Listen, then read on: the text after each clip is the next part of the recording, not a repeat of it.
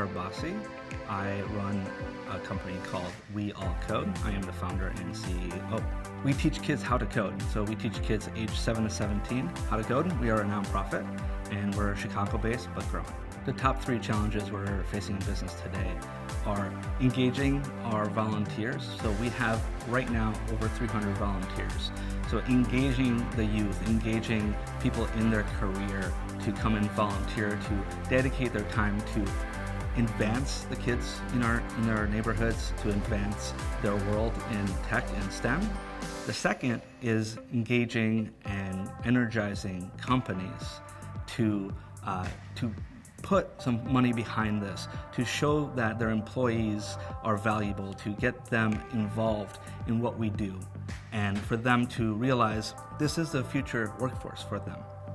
And it needs to be diverse. It needs to be something that they need to feed. So a lot of times we're just at these companies talking about the current issue. They see the issue, it's just they don't know what to do about it.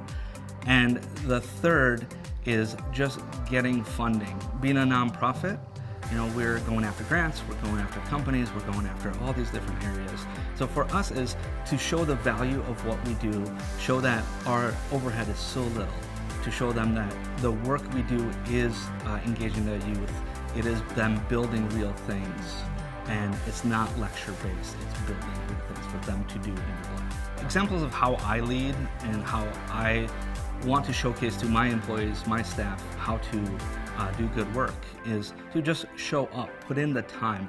A lot of times it is just showing up and putting in the work. It's never easy, but you can make it fun.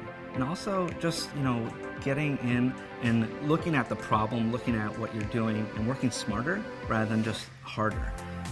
Like I said, putting in the work, but doesn't mean just sitting there and just, doing something over and over and over again, automating things, looking at, hey, we're trying to do one thing, but realistically, that's not the problem we're trying to solve. Find the real problem or finding the path that you're going with and doing it correctly rather than just putting in a lot of work. The reason why I started this company is just seeing the lack of diversity in STEM. In the engineering field, in the technology field, there is a giant problem where it is one type of people, one types of people, and when you're trying to solve a problem in tech, whatever it may be it in the tech field or the fields that technology touches, which is everything. If you have people that are thinking the same, you're going to produce the same solution. So having diversity in there for people to come in, different mindsets, different histories. So we looked at that and it's like, oh, there's a certain type of person right now in engineering, in technology. How do we solve that?